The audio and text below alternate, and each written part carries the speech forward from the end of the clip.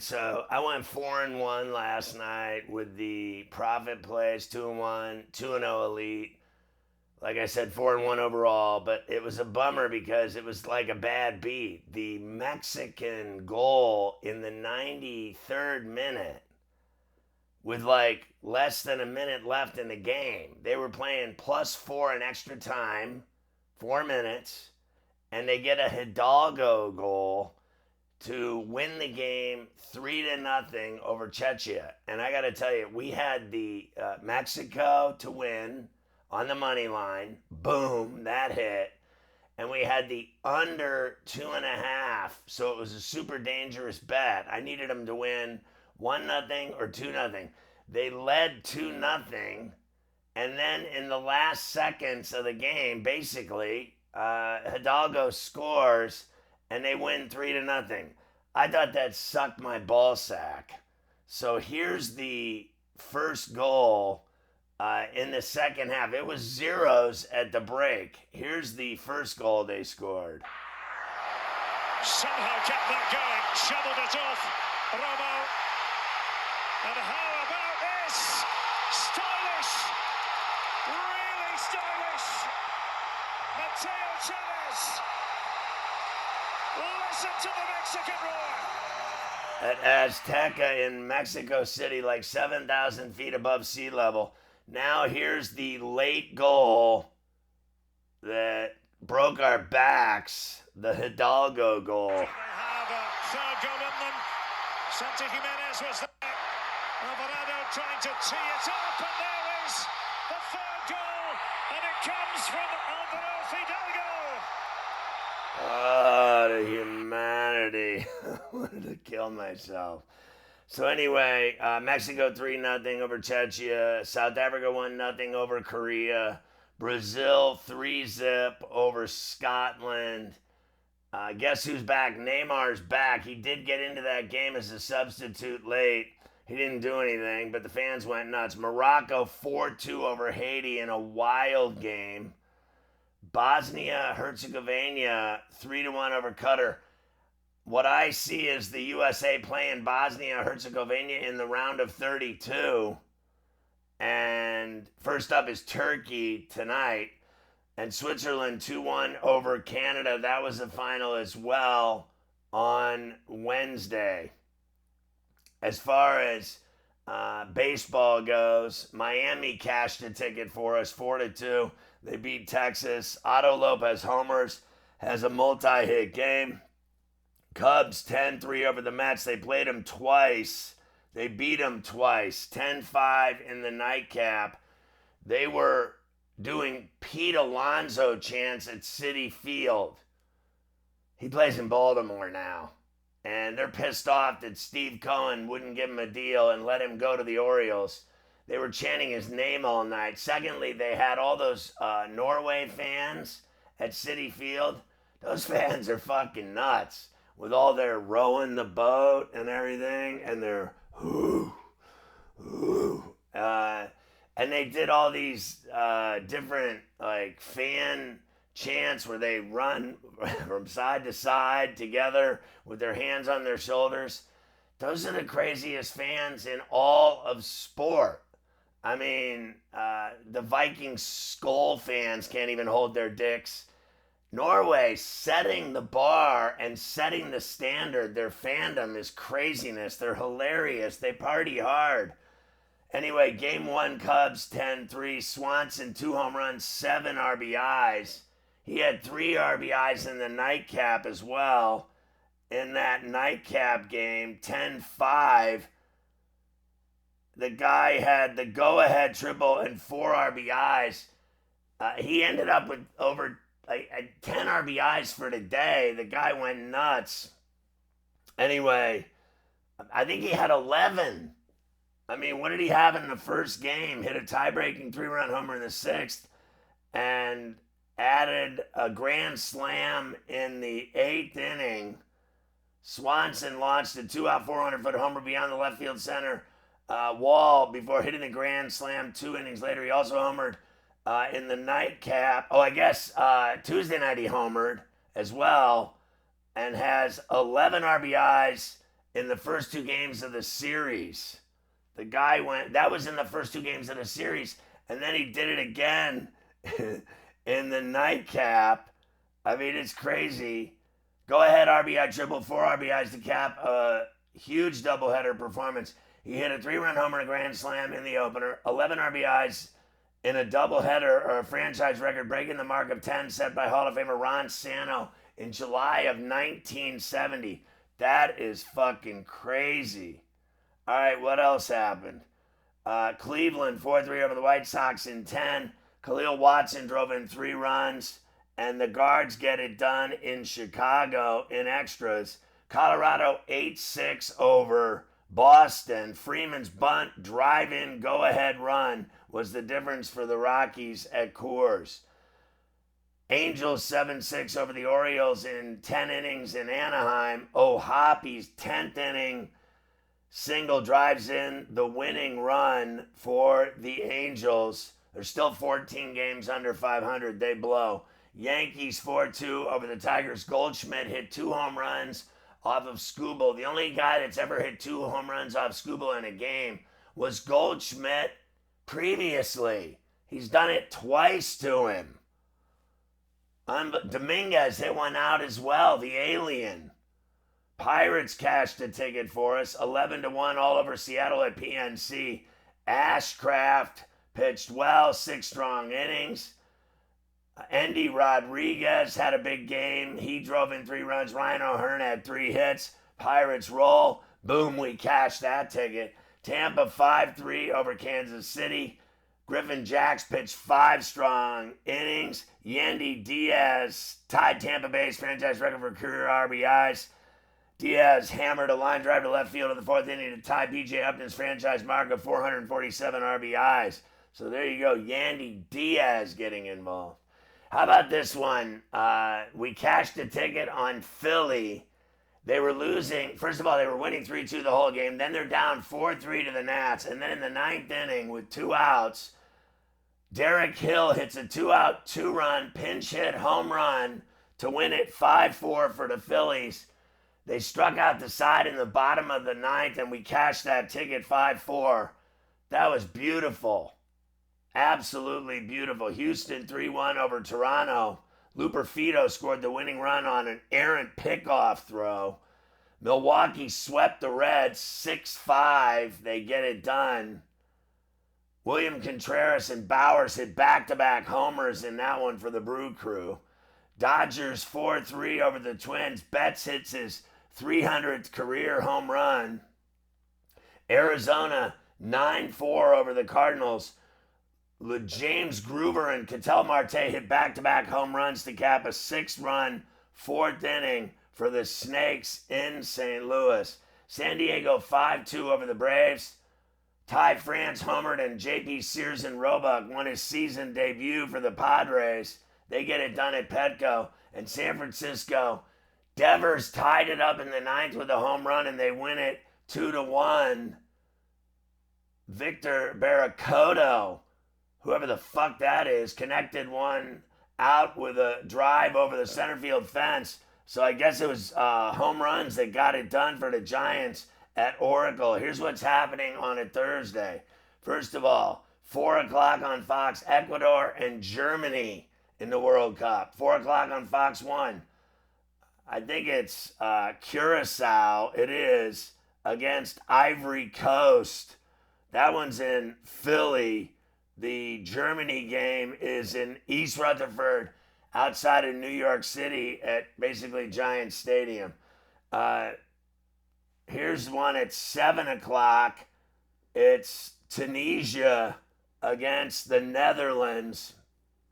Netherlands a heavy favorite in that one. That's in Kansas City. Japan and Sweden at 7 o'clock. This one's in Arlington at Jerry's World. 10 o'clock, Turkey and the USA. This one's in Inglewood at SoFi. The U.S. favored over Turkey. And 10 o'clock on Fox 1, Paraguay and Australia. And this game's in Santa Clara, Cali at Levi's Stadium. The Traveler starts on the PGA Tour in Cromwell, Connecticut at TBC River Highlands. Baseball, day ball, Kansas City and Tampa at the Trop, Lugo and Lugomina. 12:35, Seattle at Pittsburgh. Miller Beer against Bubba Chandler. 3:45, A's and Giants. Springwater against Raup. Under the lights, Houston at Detroit. Amai against Melton Cheese. 6:45, Philly and Washington. Dirty Sanchez against Savali. 7:07, Texas and Toronto. Tipper Gore against Gosman in Toronto. 7:10, Yanks are at Fenway against the Red Sox. Schlittler and Early to bed.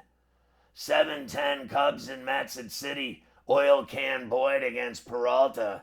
And 7:45, Arizona at St. Louis. Gallon of Milk and Governor McGreevy. All right, let's do all the rest of the Fast Forward Ferrall in your facial where we hit everything that matters and shit that doesn't matter. So in that, Dansby Swanson going off in the doubleheader. He hit a grand slam, a 3-run homer, a triple, stole a base, and drove in 11 runs.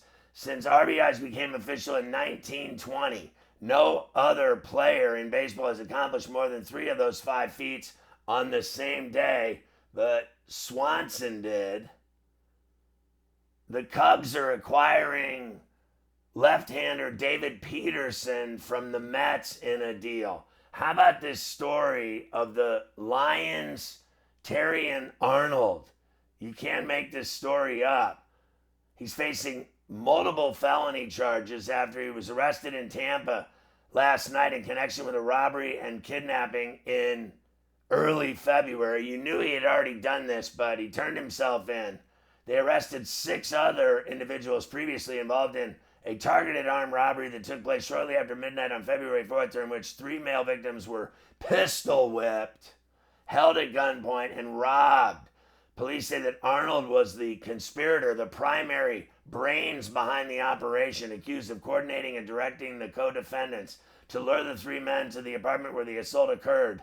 According to the state's attorney's office, he turned himself in, was taken into custody in Hillsborough County last night. He faces 4 counts of kidnapping, 4 counts of armed robbery, which carry a potential sentence of life in prison. He's scheduled to appear today in court. They said it'll file a pretrial motion to keep him in jail until trial. A date for that hearing has not been set. The incident began after personal property belonging to Arnold and others was stolen February 1st from an Airbnb that Arnold rented in Largo, Florida. And he stayed there with 6 co-defendants, blah, blah, blah, blah, blah, and friends. Arnold and the others reportedly lost around $250,000. They told the Largo police. Arnold suspected that 2 of the 3 victims in the kidnapping case were responsible for the robbery, but the investigators determined they were not involved. I mean, let's just face facts. This guy's fucked. How's that for a fucking wrap up the story? It's just going on for too long, and he's fucked. Terry and Arnold. I hope he enjoyed playing in the NFL. That's ending. I want to see him get out of that mess. I really do. The Pistons are trading Isaiah Stewart, the tough guy, big man, Mr. Violence, to the Memphis Grizzlies for 3 future second-rounders. He's 25 years old. I wouldn't pick a fight with him. Mookie Betts with number 300 of his career last night. Drives this ball to deep left center field. Larnach going back at the track at the wall. Goodbye. Home run, Mookie Betts. Dodgers strike first. Like I said, that was number 300 in his career. Here's the alien for the Yankees connecting off Scooble.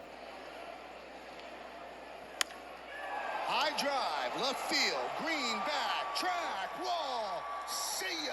A long home run for Dominguez. A 2-run shot, and the Yankees lead 4-2. That's what they won by. But here's the second Goldschmidt homer. Another long drive to left field. Looking up is Green. See ya! Another home run for Goldschmidt. and the Yankees lead 2-1. I was watching that game last night for a little bit. Canada is off to the round of 32. So is Mexico. So all the hosts, Canada, USA, and Mexico, are off to the round of 32. Here's the Dansby Swanson Grand Slam.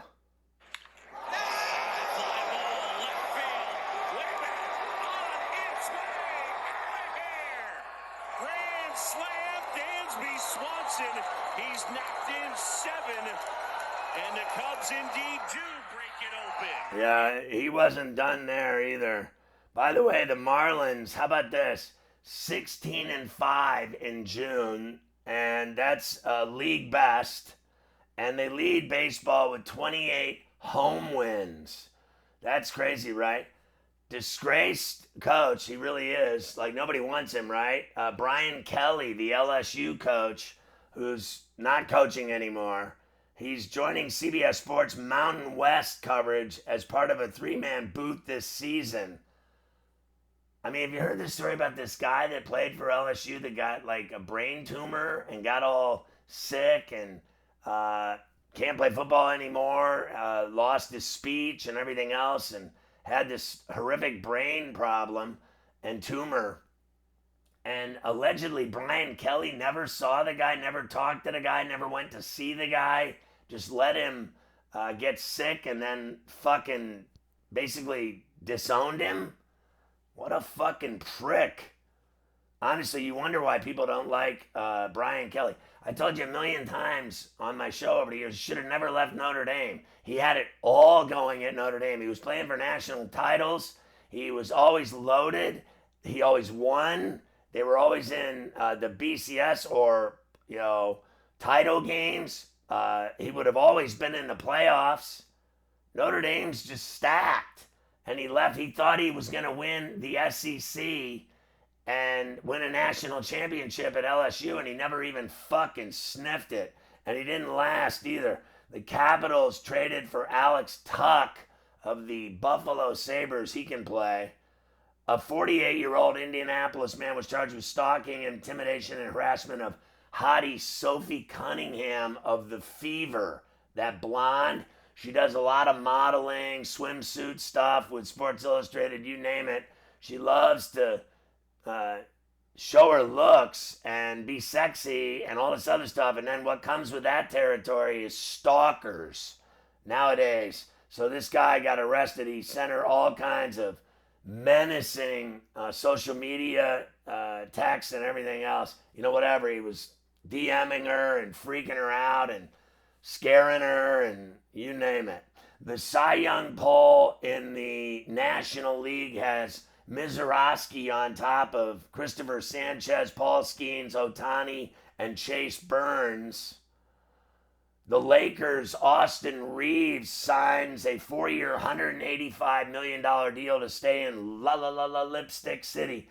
The Cy Young poll in the American League has Cam Schlittler of the Yankees, and Dylan Cease of the Jays, Drew Rasmussen of the Rays, and Joe Ryan of the Twins, Parker Messick of the Guardians. That's your top Cy Young poll right now.